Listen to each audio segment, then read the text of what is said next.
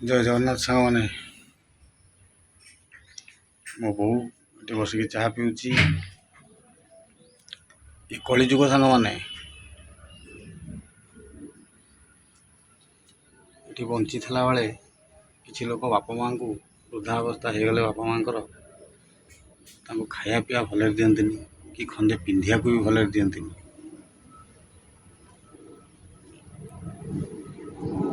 କିନ୍ତୁ ମନେ ରଖିବା ଦରକାର, ସିଏ ହେଉଛନ୍ତି ଚଳନ୍ତି ଭଗବାନ।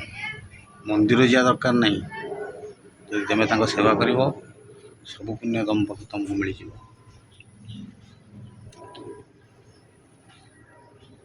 ଏଇ ତ ଦୁନିଆ। ଏଇ ଦୁନିଆର ନୀତିଗତି ହାଲଚାଲ ସବୁ ଆପଣମାନେ ବିଚାର କରନ୍ତୁ।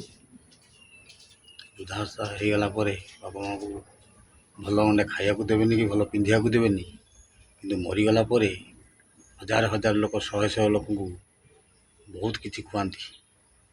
ଇଏ ଆଜିକାଲିକା ନୀତି। ଜୟ ଜଗନ୍ନାଥ। ଭଲ ଲାଗିଲେ ସେୟାର କରିବେ, କମେଣ୍ଟ କରିବେ, ଲାଇକ୍ କରିବେ।